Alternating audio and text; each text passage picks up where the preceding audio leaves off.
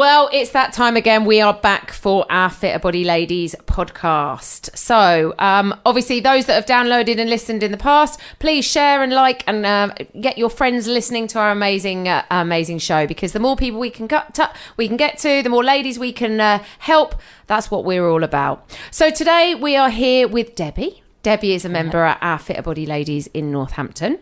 And Debbie is going to be here today talking to us about a couple of things that she's involved in.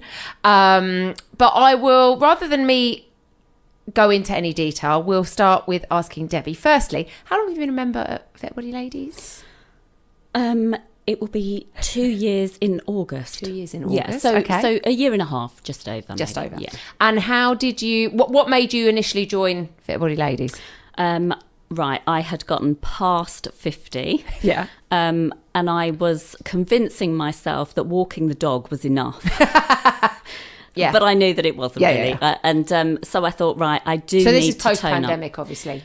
Yeah. Yes, post-pandemic. Yes. God, you have to think now. I know. It messes with your timeline, Oh, doesn't God, it, really, that pandemic. Yeah, I just knew that I needed to do something, but I kind of didn't. I used to go to a gym, and I know what I'm like, and I know that I can give. You know, when you just think, yeah, you can give 10%, or you can give. Yeah, exactly. 100%. And I think, well, you know, you might have to do 25 reps of something, and I might do 20, and I think, oh, I'll just move on to the next thing now. Yep. So I thought, right, when I saw that you were, I saw you actually on Facebook. Okay. And I thought, right, okay, I'm going to fill out the form. I filled out the form, and then I booked a call, and I booked this call for 3 o'clock. And when 3 o'clock came, I thought, oh my God, my phone was like a hot brick. I thought, oh my God, do I answer it or not? Anyway, I did. I thought, you filled out the form. Yeah, now, you've done it. You made, it. Exactly. So, and then I came for the month, and I loved it. Oh, great. No, it's great to have you, and you know, obviously, we see around about 9:30 you tend to do, don't you? And I do now. Yeah. Well, in the summer months, I can do a 7 o'clock. Yeah. That's absolutely fine. But in the winter months, I thought, right, and it still feels like winter now. Yeah, I know. It's awful. I know. I don't have anything. Happening. I don't know what's happening. It doesn't even look like there's any sun. But the thing is, it's light, isn't it? Yeah, no, light that's in the it. evening. So we've noticed that in the mornings now. That. It's starting to get busier at the early sessions because the days are lighter, or the mornings are lighter. Yeah, and people which is so much nicer. Oh, so much nicer. You can get so much more done as well. Yeah, so I much know. I love it. And so the dog's still walking the dogs? Oh, still walking the dogs. Yeah, absolutely. Still doing that. But I just feel that, I think once you get past 50, in my opinion, it gets much harder to, I think foods start making a difference. So, you know, like eating too much bread, it makes you feel really bloated. That didn't happen in my 30s. It gives me indigestion these days. Bread, oh my God, if I eat too much bread. I mean, I love bread, but I don't eat, I try and cut it right back. So I just knew I needed to do something. So, and there you are now. Exactly. Working out hard. Yeah. Well, you do. And the thing is, I can do three times a week, which I absolutely love. Yep. And then I do a little session once a week at home. Yeah, so I do that. Walk the dogs? I walk the dogs every day, so I'm doing that as well. So I feel now that I'm actually doing something, and I can tell that I'm doing things, going to the gym and doing whatever. Well, and actually, people have said, "Oh, you look really good," and whatever. And I think, "Oh, that's really it's all worth it." That is definitely all worth it. Definitely all worth it. Yeah. But obviously, the reason we wanted to get you on today. One of our coaches came to us and said, oh, you need to go and talk to Debbie. She's got a very interesting business that she's involved in. I was like, oh, I'm going to have a chat with her. So let's start with, firstly, your career where did you start your career? What was your original, when you were, say, early 20s, what did you do initially? What were you doing? So I was hairdressing. Okay. I went to college. Here? Yes. I went to college, did hair and makeup. Yep. So hair and beauty. And then I worked as a hairdresser. I didn't really do the beauty side, actually. Just worked as a hairdresser for years and years. Then went mobile. Okay. So went mobile. Was that because of kids and things like that? Or just... No, it was completely by accident, actually. Okay. I was working in a salon and two of us went on holiday, and the boss said, well, you can't both have a holiday at the same time. So Sally said, well, I'll hand my notice in. And I said, well, if you hand your notice in, I'm handing mine in, because we're going to do this, we're doing it together. Yeah. So we did. We handed our notice in, and the boss said, would you work a week's notice, which in a hairdresser's, you just that's unheard of. Oh, is it? Yeah, okay. because normally if you hand your notice in a hairdresser, they want you out. have to leave there and because then. They think you can't pitch their clients. Yeah. Okay. But anyway, they asked me to work a week's notice, and I thought, okay, fair enough. Yeah, I can do that. So I did. And I did tell some of my clients I was leaving. And one of my clients said, could you come to the house and do it? And I thought, well, I suppose I could, yeah. And then her neighbour wanted her hair doing, and then another friend wanted her hair doing, and then I just got the little lad over the road. He delivered papers, and I got some cards made back in those days when we had cards. Yeah, and before the internet. Yeah, absolutely. Facebook. Yeah. So he took cards round and what have you, and that's how it started really. So I just started like that. And how long did you do that for? I did that for a few years until I then had children. Yeah. And then I had a little break for a couple of years. The girls are quite close together. So, there's 19 months between them. So I took a little time off. Yeah. And then I went back to work. I was ready to go back to work. So, that a little bit of break. And then, did you carry on hairdressing after that? I carried on hairdressing.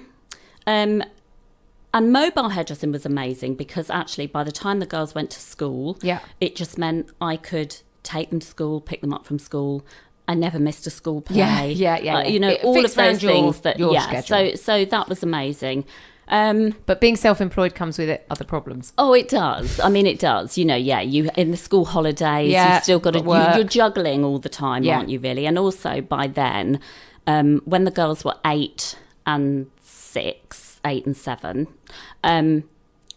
we divorced. I divorced my husband, and so then I bought him out of the house, and then I thought, right, okay, I'm hairdressing, that's great. The girls are at school, that's great, but now I need to up the ante, and that's where weddings came into it. Okay. So that was, I hated weddings. I hated it. So I had to really put my big girl pants on. Why did you not like them? Oh, they're so pressured. Oh, as in you're doing a bride, aren't you, for her wedding? Yeah, of course. And you can't get it wrong. There's a whole bunch of things. That's how I looked at it then. I thought, oh my God, I hate weddings. It's so pressured. But I thought, right, it's a lucrative thing. It's Saturday mornings, predominantly. Very short window, really. Yeah. It's a few hours of work and what have you. So anyway, I went to the London School of Fashion, did a big makeup course there. Came back, did lots of other things, practiced on loads of people, just got bums in chairs, practiced hair and makeup and what have you, and then I started doing weddings. Okay. And actually, after about 6 months, I started to love doing weddings. But it must be such a lovely feeling though when that bride is like there and she's like I love it now. I mean, I absolutely love it now, and I think I've done it now for about 20 years, I guess. I think everyone's in a good mood, aren't they? Yeah, of course. It's a wedding morning, so everyone's in a good mood. And also, I've worked with women enough now to know that, emotions are up and down, of course, on that morning. So, there's anxiety, there's excitement, there's tears, there's, what am I doing? Am I doing the right? Oh, yeah, I am doing the right thing. Oh, my God, this is really exciting. Yeah. Oh, my God, I'm really nervous. Exactly. There's a bit of everything. And so... But, for me, it's just I love making women feel more confident about themselves. And so when you've done a bride... down that... absolutely. They walk down that aisle, absolutely. And the bridesmaids and the bride's mum or whoever's in the party. Of course. It's just all part of it. And so, what's been the biggest wedding, like what the most kind of show busy wedding you've done? Have you done anything really... I've done, not necessarily show busy wedding. I mean, there's lots of big weddings that I've done, like lovely event, nice venues, and things like that. Oh my goodness, we've done lots of lovely venues. I mean, there was a time that I would go all over the place, and now I stick to Northampton. And actually, even in Northampton, I mean, Rushton Hall. I mean, Rushton Hall is lovely. Beautiful. Yeah, and but then you've got the Dodford House, Manor, I went to a wedding they're all, a couple of years ago. They're nice. So there's lots of beautiful venues. Yeah, there are. Yeah, there are. So you did that up until the weddings. You're still doing weddings now, and then when did you make this make a change? When did things?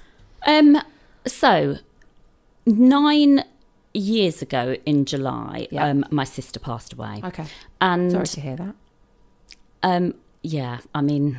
Break your heart. Well, it did. Yeah, it really did. So I've got 2 sisters and a brother. Mm-hmm.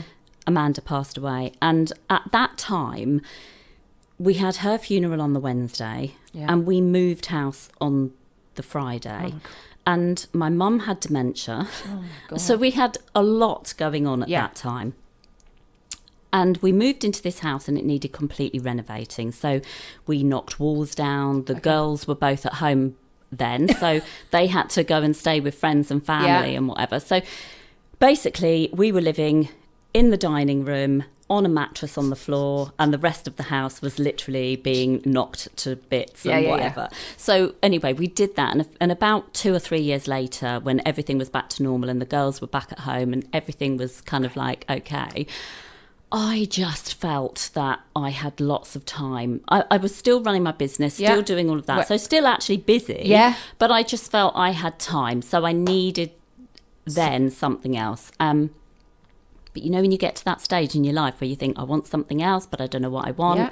And I found something on Facebook. I wasn't really on Facebook back then. I was there, but I wasn't. I was like a Facebook spy. Yeah. A stalker. Yeah. I was.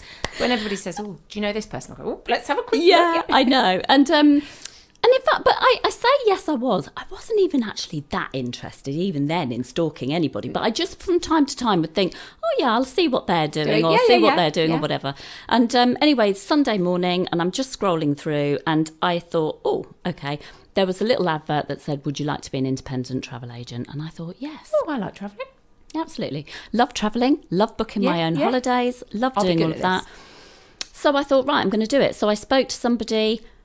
I liked her. I just had a good feeling about it. It was a low setup cost and what have you to do it. So I thought, right, I'm going to do it. And I did that for 6 months, and just booking holidays, learning all about holidays. And in between that time, I suddenly found out it was network marketing. Okay. And I had no clue what network marketing was. So I think I'd lived in a cupboard. So educate the ladies who are listening what network marketing is. So network marketing is a business where basically it's a low set. So basically Tupperware. Yeah. The Body Shop. That's right. That was. You know, all these. Anne Summers wasn't yes, Anne Summers was I think, for a bit. Yeah, I think it was. Is it not? I don't think they do parties. No, I don't know. I don't know whether they do parties anymore. No, I'm not sure. I've had an Anne Summers party. Yeah. Well, I think loads of people have, haven't they, really? What was another one that Jamie Oliver? Yes. They did a bit of that, didn't they? Yeah. Pampered Chef. Yeah. I mean, there's been loads and loads. And there are loads. There's still loads out there. There are still loads. I mean, actually, if you look at a list of them, there's thousands, a huge amount of them. A lot of them often geared at women and... They're great for women with children at home. If you want to earn an extra income and you believe in the product, then I think it could be an amazing the most important business. thing. That's what I like. This, I've never worked in network marketing myself, but again, I think the people I know who have, they always say you've got to believe in the product, otherwise you're never going to be able to do it. You do, and I think it also depends. I mean, the travel, I loved the travel because I was booking the travel, learning. It was everything that I wanted at that time. But actually, the further on I got, I kind of realised that it was a hustle, and it was a hustle, and they were kind of hustling. You know, they were saying, you need to message this many person, people. And that just didn't resonate with me. I just didn't. But what I did love... I loved the women that I had some men in my team as well, but I loved the team that I'd built. I loved the fact that I was helping them, because some of the women were like, I'd love to do that, but I just don't think I can. I haven't got the confidence to do it. And I said to a few of them, listen, if I can do it, anybody can do it. Because, I came into a business where it was an online business, which I was really excited about when I first started. And then the first thing I got asked to do was copy and paste something and put it into my notes. And I thought, I don't know how to copy and paste. And I thought, oh my God, I've got this online business, and how do I even copy and paste? Yeah, so I had to ask my daughters how to do that. So that was my first learning. So what year was that then? So that's what, 20... That was 5 years ago. Oh, okay, so not that long ago. 2019-ish? Yeah. Okay, right, okay. Yeah. So, but you started originally with the travel stuff about 9 years ago, did you say? No, that was literally, that was 5 years ago. Oh, okay. Yeah. Right, okay. So started the travel business, did travel for 6 months. Yeah. Then started to build a team. Yeah. Realised that I actually really liked helping the Building women. the team. So I did a coaching course.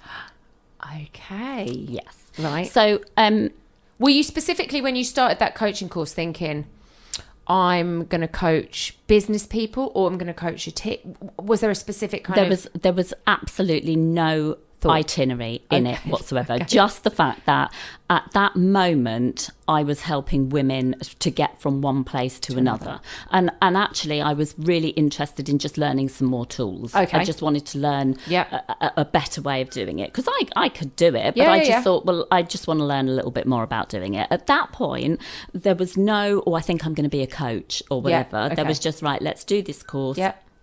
And it was a great course, the first one I did, but it wasn't very hands-on. It was very, right, I'm going to teach you this. Yeah. And that was that. And so that was okay. But the second one was very much more hands-on. So it was like being coached and coaching. Yeah. So we were doing the practical stuff. Yes. And that was amazing. That was the stuff you wanted to do. Yeah, it was. Yes. So that was really good. And who was that with? So the first one was with Melanie Ann Leah. Okay. So she's a Canadian lady, and she's an amazing coach, and I still do stuff with her. Okay. She is very inspirational. And the second one was with Claire McPherson, who is in Manchester, and that was lovely because it was so hands-on. It was very real because so it was a Zoom call every single week. Brilliant. You know, interactive. Yeah, absolutely. And I think for me, I guess everybody learns in a different way, don't they? Yeah, I think though with coaching, it's almost like, you almost need that. You've got to have that interaction because you've got to experience the coaching experience effectively. Yeah, you do. Yeah, you do. It's like when you do online.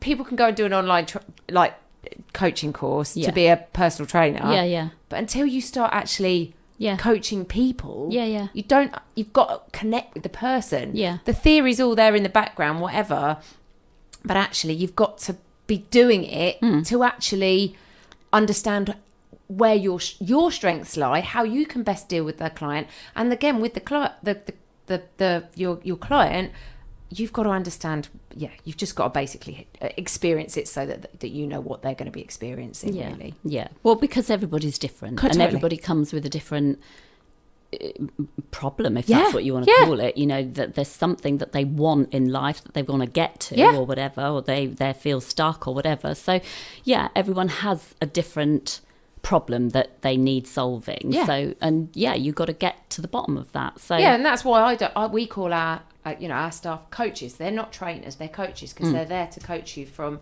one point to another. And your journey is going to be very different to the next person. If you're training somebody, you're just giving everybody the same piece of absolutely, and everybody's journey's different. Different. It's hugely different. You know, when I go to the gym, everybody's different there. We're all there for the same reason, which is great because and the support is all there, but everybody wants something different. That's some women want to be really strong and some women just want to tone, and some people want to lose weight, some people don't want to lose weight, some people want to just stay fitter. That's right. Okay, so that was 5 years ago. Yes, so that was 5 years ago. So I did the coaching courses, and I really enjoyed those, and that allowed me to help the women in the and then actually the travel. I just was finding that I didn't have time for the travel anymore, because then I'd started to do some coaching and I was still doing my hairdressing and doing all of that. So I thought, I can't do everything, and so. I guess about a year ago, I decided that the travel was not really going to work for me. Okay. Well, in fact, perhaps not even a year ago. I just thought, right, okay, because I'd kind of been doing all this work and working with different people and finding out where my niche was and who I wanted to work with. And because at first I said, when I do the coaching, I'm not really going to work with men. Mm-hmm. And then I had some men that wanted coaching, and I thought, well, do you know what? I may as well. I may as well see whether I like this or not, or what kind of problems they've got and everything. So I did that, and I thought, okay, this is all right. I quite like this as well. So I guess it was just, I was on a bit of a learning curve, really, as to where I think I fit with everybody and what I really enjoyed doing. Yeah. And also my own experiences, what I felt I could help people with. Yeah. So what did you find? What did you... Well, it's so like a friend who is a client, but a friend, actually said to me a few months ago, actually, can you help me with grief? Because his partner had passed away. Yeah. And I said, well, I'm not really a grief coach, actually. No. And he said, well, I've been given a grief counsellor. Yeah. So I said, right, okay. And he said, but she's never experienced grief. And I said, oh, okay. And so he said, so she doesn't resonate with me. He said, I've had a session with her and I just didn't, there was nothing there. Yeah, connection. So I did a few sessions with him and we kind of did some stuff and, you know, actually we went for a walk first and so that he could just offload stuff. Yeah. And we did a few little sessions and stuff and that did move him on. It just allowed him actually to feel that it was okay to cry. It was okay to just take some time and sit and think about her and actually talk about her as well, because he kind of thought, I don't think people really want to hear it. And I said, yeah, I think they do. I think, you know, that's okay. And that's interesting to know, isn't it? Like, yeah, so I just felt that was because I've been through it, I guess, and he knew that I'd been through it. But I wouldn't say that that's my forte. No, but I have been through it, and I think if anybody had said to me now, because he said, you know, the things that you did and what we did and what you got me to do, like journaling and things like that, you know, he said actually was really helpful. So, and I just thought, okay, that's quite interesting. Yeah. Not something that I would have done, kind of put my hand up for. But then I think anything that you've been through, because now it's like I've been working with somebody very recently who's been going through a divorce, and she just said, I just needed to have somebody to talk to about the divorce I'm going through because it's so awful. Oh, okay. And I said, yeah, I get that. I've been there. So okay. So do you think that's what makes a good coach? Someone who can resonate with the experience that the client is going through. So again, we would say that for us as coaches, you know, if we've got a journey, our own journey in weight loss or fitness or whatever, it resonates much more with somebody who is the same, of a similar age, similar demographic, as opposed to me having, say, a 25-year-old lad who has got no idea what it feels like to need to wear a tenor lady to jump around or has given birth or wants to sit and eat ice cream because they're on their period or whatever. So that's not to say they can't do that. I don't think they can't do it. No. But I think it helps. Yeah. I think it helps. It's like I was saying to somebody the other week, I have never had a migraine. No, I haven't. So I can't fully resonate with anyone having a migraine because I haven't. But I can, I have got that empathy for anybody. So I think to myself, I hate a headache. Yeah. So I can imagine a migraine would be awful. Awful. You know? So, awful. So you can do that. But I think there are some things, I think with things like feelings, so probably with grief, if you've never been through grief, I think then it's very difficult to really resonate properly with how someone feels. Oh God, I agree. Or maybe even to ask them about their feelings. Yeah. So, I think from that perspective, that helps you or with your clients. Or it helps if the coach has got some experience. In that particular scenario. Yeah. Not to say that they couldn't help you through a scenario they've not been through, but they're maybe not going to be able to fully understand those situations. So your current clients now, do they predominantly fall in a particular field? Like, do you predominantly coach on a work basis, or do you coach more life experience stuff? Like just understanding what you're doing now, like what sort of... Yeah, I think for me now, it's kind of, I resonate with women. I guess over 40. I have clients that are over 40, really, that actually just feel a bit lost in life. You know, when you just hit that age, and perhaps some of them have got children that have left home or leaving home, and you know. I was thinking that the other day. I was thinking, oh my God, I'm not actually that far off. Yeah, having no children at home. Exactly. I mean, I'm looking forward to the kind of money side of it. Yeah. Hopefully, I'll have a bit more money because I'm not dealing with them. Yeah. But again, I was thinking, I might not. I was thinking, actually, I'm going to have an empty house. And quite a big empty house in which I've already got, like, because my husband lives over with my son our son in Ireland. There's just me and George rattling around this big house, and we don't sit in about we don't even use 4 of the rooms that are in the house. We're just just empty. So in my head, I'm thinking, oh, well, maybe I'm going to become really cool and I'm going to have parties and like all my own friends back round. But on the other hand, I'm thinking, oh, this is going to be a weird feeling. I know. And some women actually make that transition, and it's easy. Great. Easy for them. You know, they have lots going on, and they find other things to do, and that's great. And other women find it really difficult. You know, they in fact they go through this kind of grieving process.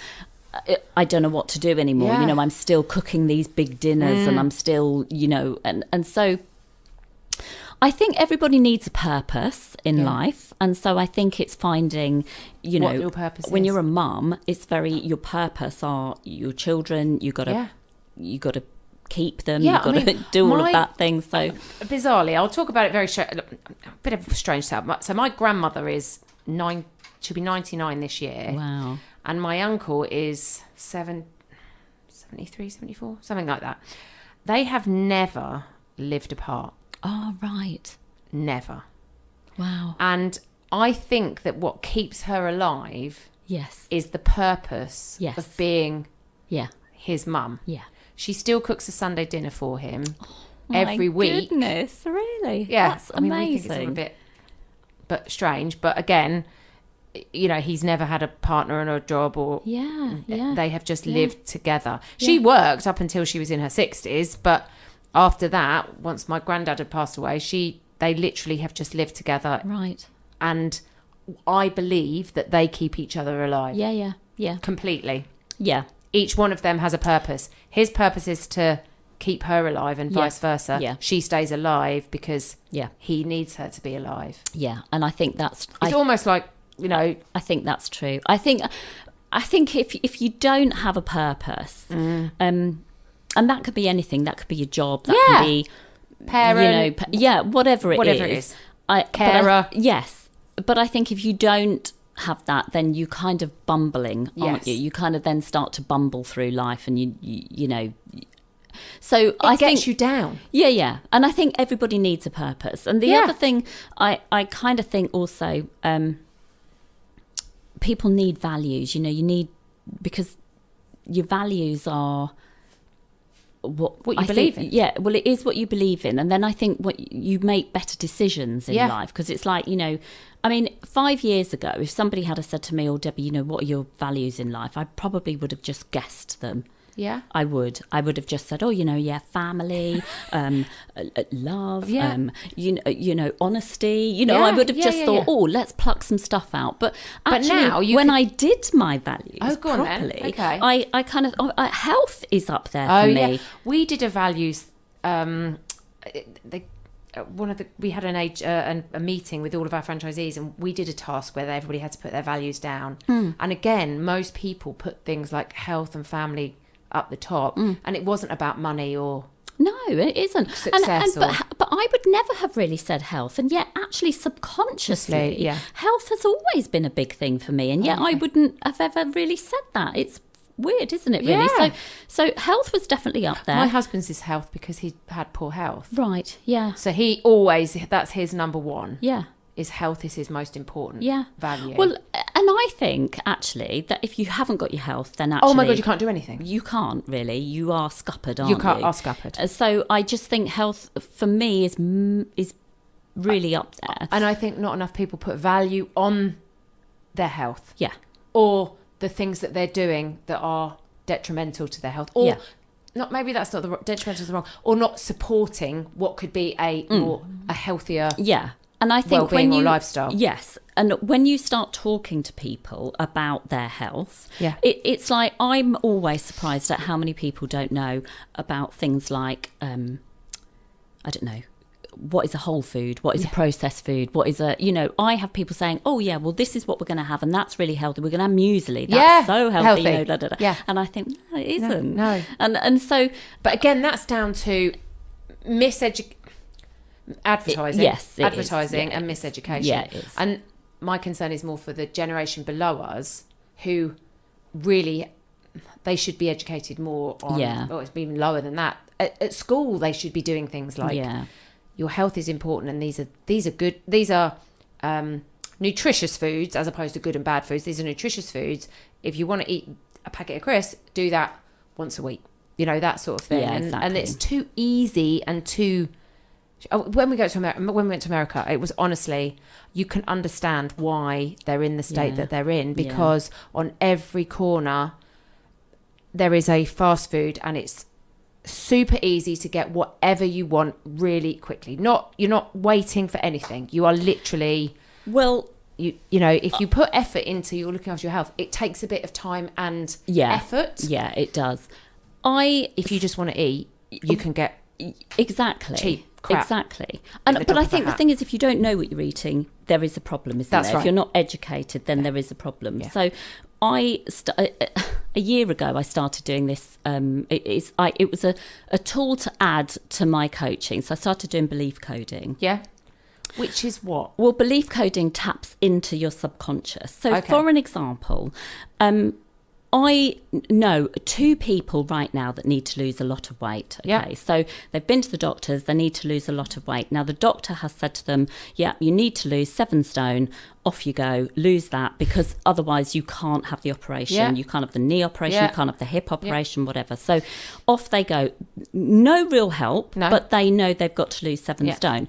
Whereas which actually, feels like this. Well, of course it is. It's a mountain. Of course it is. How do I get that? How do I do that? Yeah, it is. And so you go away, you're already probably not very educated. You've got to the stage where you've got to lose...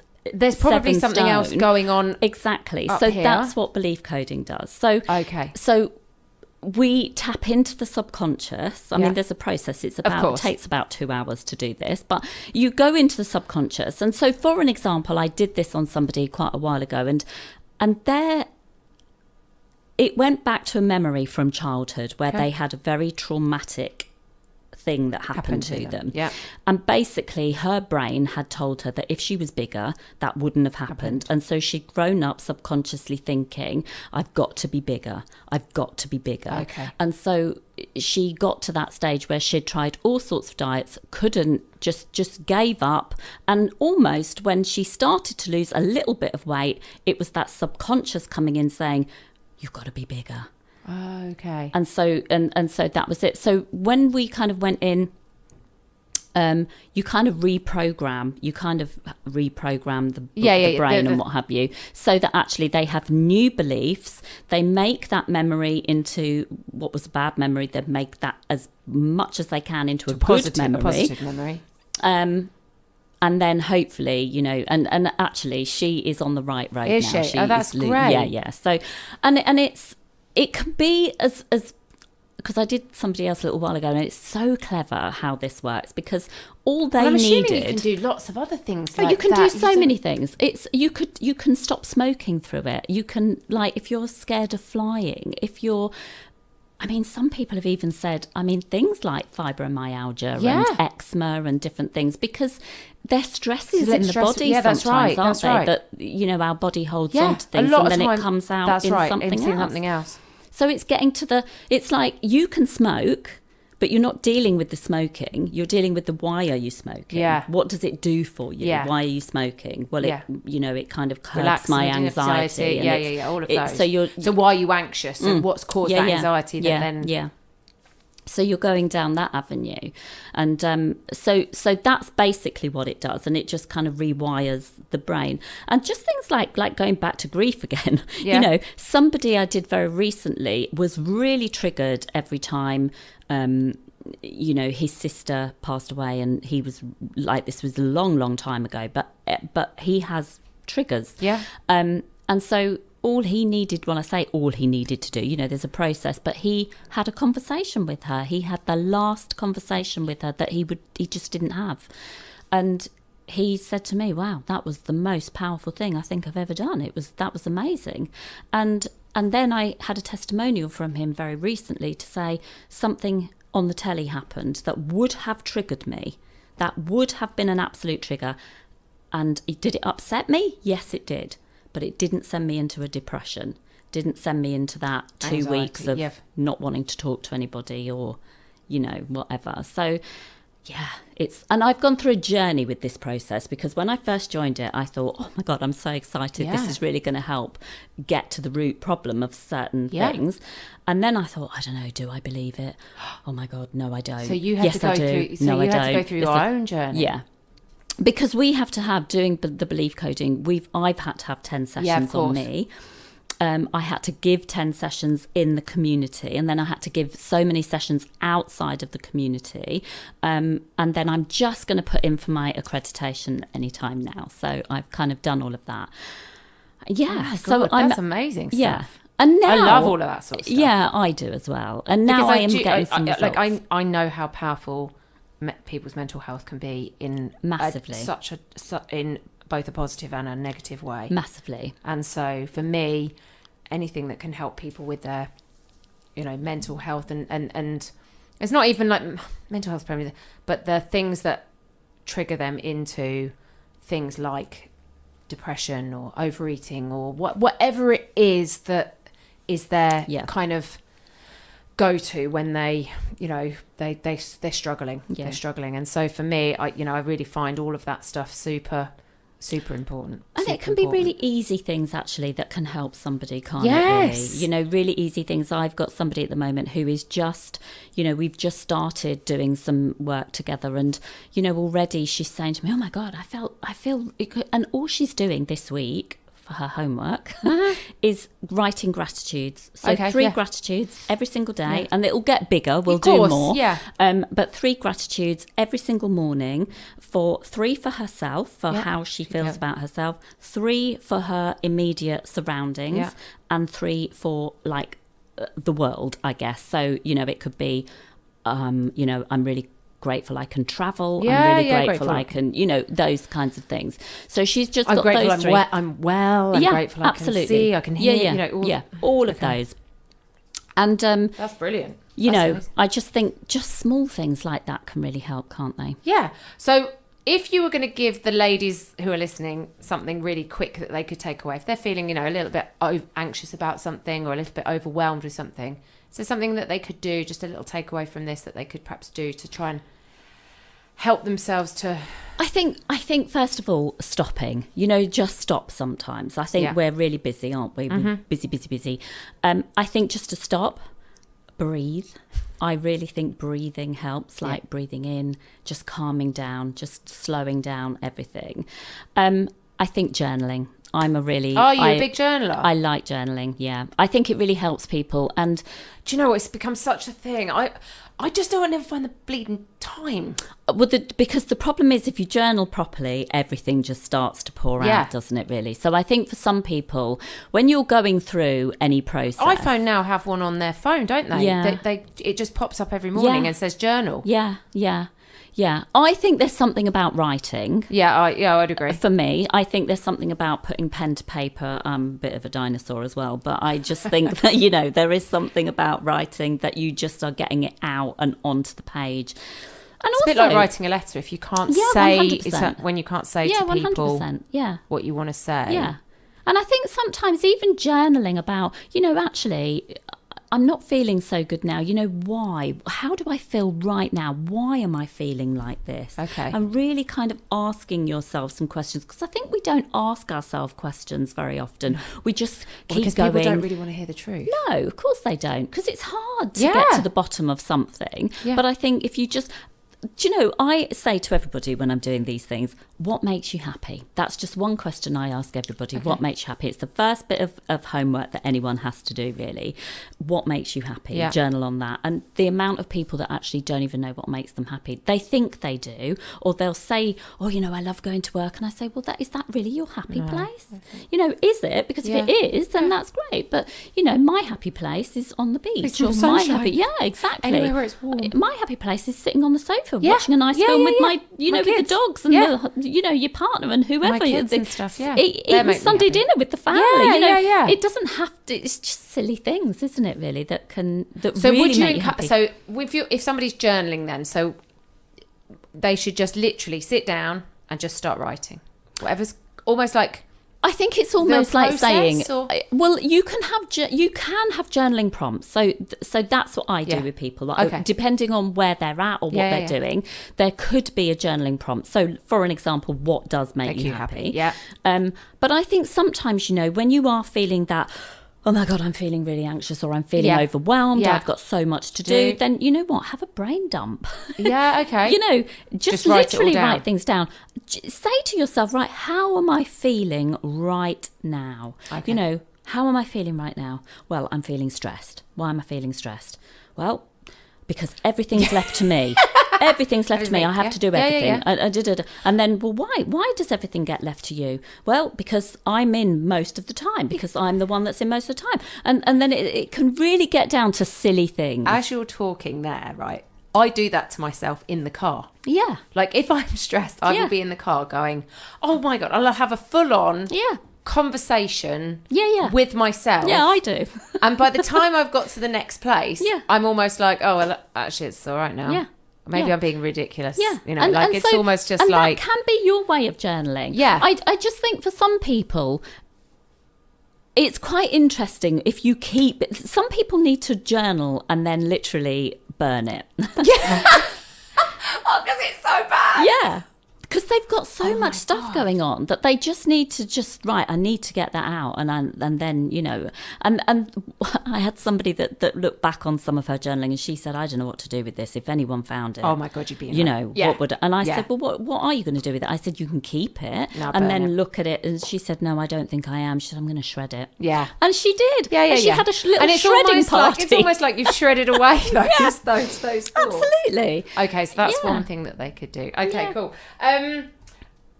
What advice would you give to women to try and help them with their boosting their own like confidence? What would be a little bit of, like, if you're in a coaching session, somebody's feeling a little bit unconfident, would there be something that you would say a takeaway that they could kind of do to try and boost their confidence?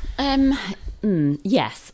Confidence is a funny one, isn't it, really? Because I always think confidence is one of those things that it's a bit like a cardigan. Yes, I was about to say it can be. You don't need it all the time, but you do need it. Yeah. And you might have something at work that you've got to do that you're going to need the confidence for. Or for some women, it could be coming to the gym for the first time, walking in and thinking, oh, I don't even know anybody, or I haven't been to the gym for years, something like that. That first time.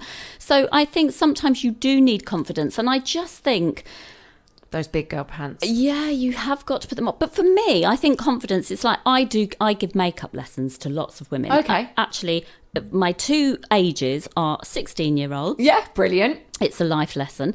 And 40, 40 pluses.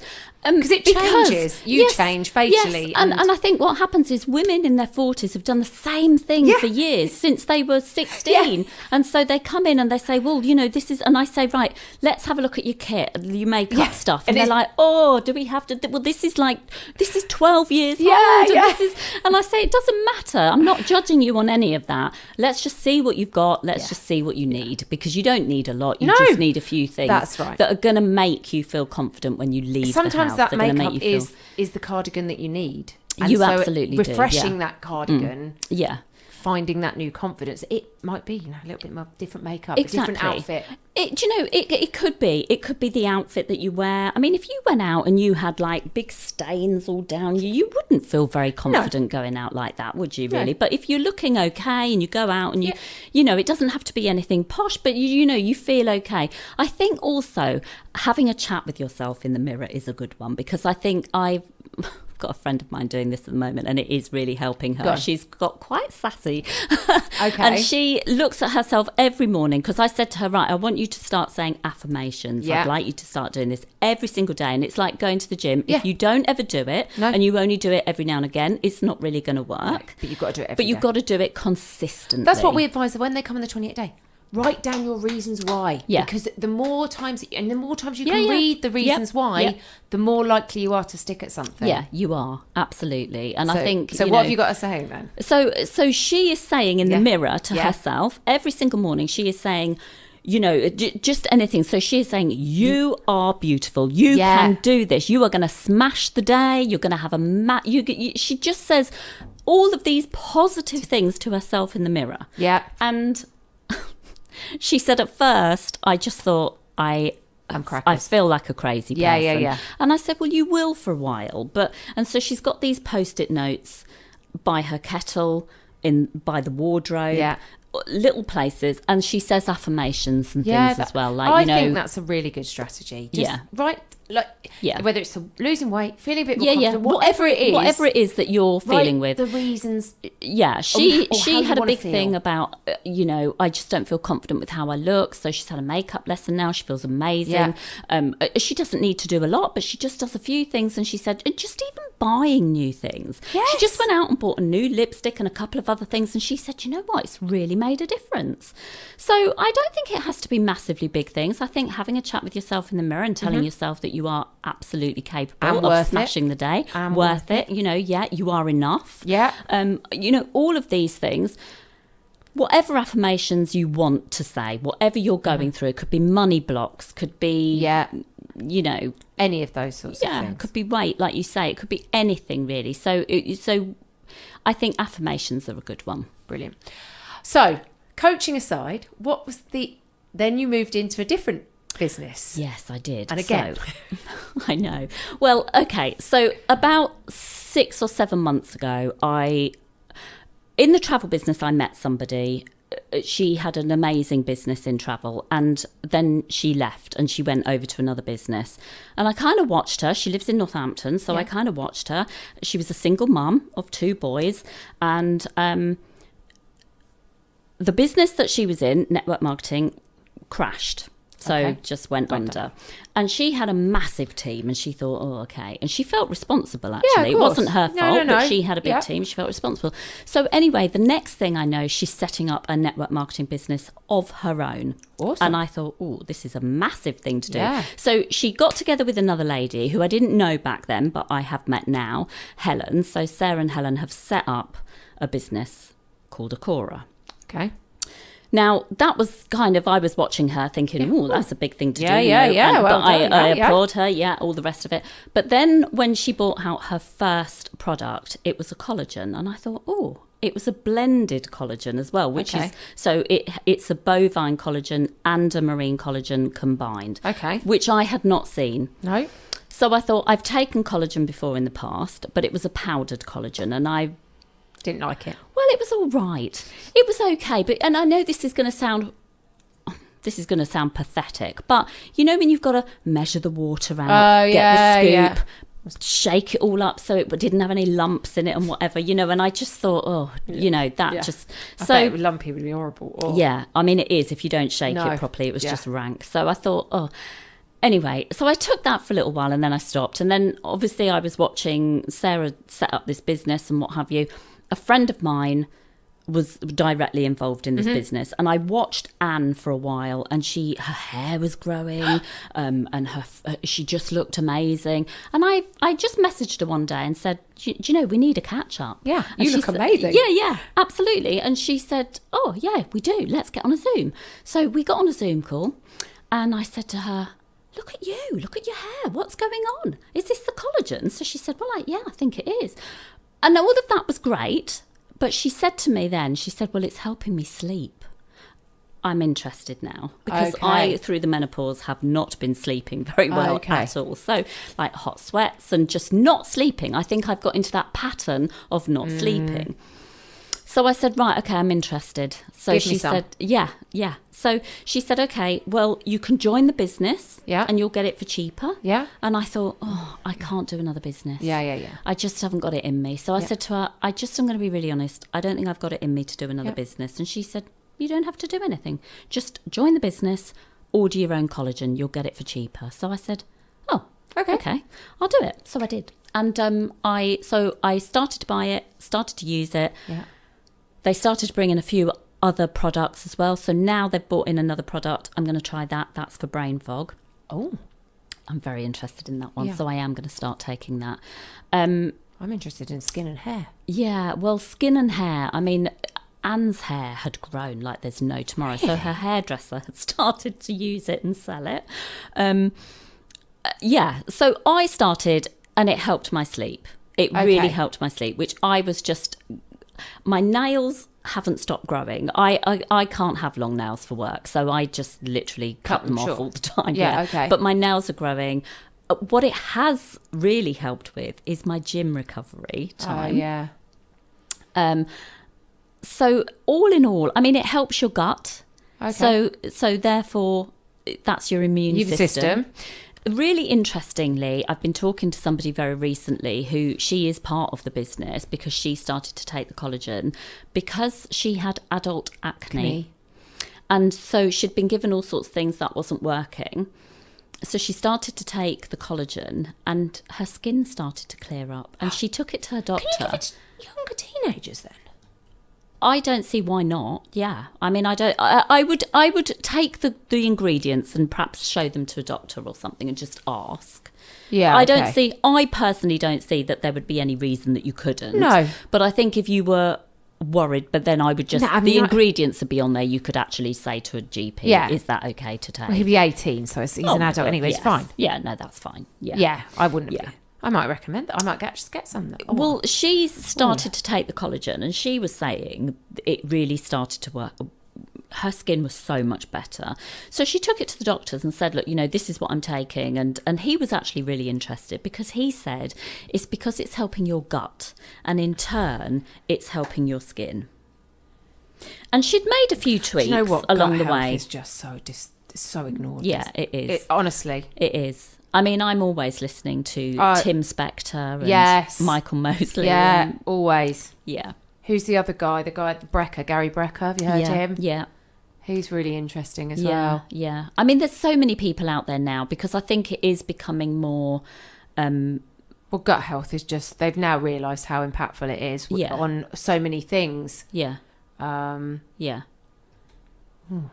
And actually, I know I put a post on yesterday because I read an article at the weekend. It was really funny, actually, because I read an article at the weekend and it was saying, actually, collagen is really good for your vagina as well. You like a good vagina too. Absolutely. So I just thought, wow. So I read into this. What does it do? Well, it can help with, when you're going through the menopause, it can help with the dryness. It can help with, it just apparently, it gives you a healthy vagina. Well, let's go for it. Let's get a healthy vagina crew going on. There we go.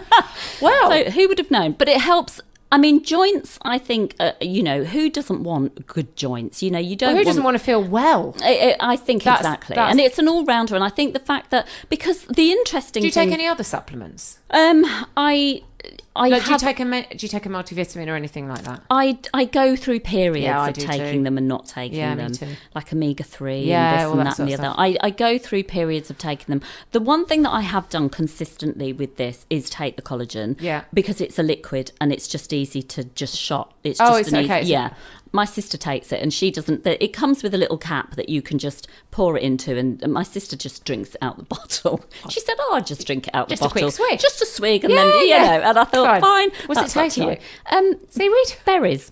Oh, yeah, they've got a natural berry flavour in there. Okay, that's fine. I can cope with that. So it actually. I was hoping it wasn't going to taste of bovine or marine otherwise I would have to dilute it with something. But it's just a shot, and Yeah. So, and actually so far I've spoken to quite a few people now that I've been taking it for over 3 months. Oh, is that... That's what I was going to say. Right, what? So if I get some, how long do I give it? Well, some people, it works... Straight away. They have immediate reactions to it. You know, it's like, oh my God, you know, my skin feels better, my sleep. I mean, for me, I took it and I really had a good night's sleep, that week. And I thought, wow, this is ridiculous. This, you know... Yeah. Because I just wasn't sleeping. I was waking up. I couldn't get to sleep. I have to listen to stuff to get to sleep. And I think all of these were just bad patterns that I was getting into. Yeah. So that you'd created the habit. Yeah, 100%. And so taking your collagen. These yeah, I know. Well, and it, you know, it's definitely helped me. It's helped lots of people with their joints and different bits and pieces. Charlotte with her skin, you know, she said, I just feel so much more confident. Well, I'd be interested for my son. Not that his skin's really bad, but again... Yeah, I mean, her skin had flare-ups, so it was quite bad. He's lazy. Right. He's a teenage lad. Yeah. He plays a lot of sport, obviously, and then what happens is he doesn't wash his skin as well as or straight away. Yeah. So he sits with a load of sweat on his face. Yeah. And really, probably, if he put a bit of effort into cleansing and toning and looking after his skin, it'd be... But it's never a bad thing for a footballer to try and keep his joints healthy and things like that. So no, and this is the thing. It is something that, you know, is for men and women. You know, and I think so. Yeah, I mean, there's other things that they sell, but the collagen was the big thing for me. I just thought, I'm interested. Well, I know in lots that. of people who've taken collagen tablets and things in the past and had success. So tap you up for a sec. Brilliant. Well, that's been great. It's been lovely to speak to you, Debbie. It's absolutely brilliant. So if people want to get in touch with you, firstly about life coaching, how do they do that? Well, I guess, I mean, most people just contact me via either Facebook or my email. Yeah, okay. Do you want to give the email? Yes, it's debbiereed4@googlemail.com or at gmail.com, actually. Yeah, Gmail. And the same for the collagen. How would they contact you for the collagen? Yeah, again, I mean, I've got a link that I send out for my collagen. So well, if you give that to us, we'll put that onto the podcast blurb so that everybody can kind of contact you there. But it's been absolutely fabulous to speak to you. It's really interesting, really interesting, really interesting. And some great tips for the ladies. One final thing, ladies. So, if you don't already know, I am doing Strictly Northampton 2024. It's going to be in November, so I'm very excited. So, I've started my dancing lessons and I'm learning a few dances. So, and again, we are raising money for a fabulous charity. It's the Northamptonshire and Warwickshire Air Ambulance. It is a charity that is purely reliant on donations. So, we'll put the link in there. Please feel free to sponsor me, and watch me dance away, and I'll keep you updated as we go on this journey of dancing. So everybody, thanks for listening, and we'll be back in a couple of weeks.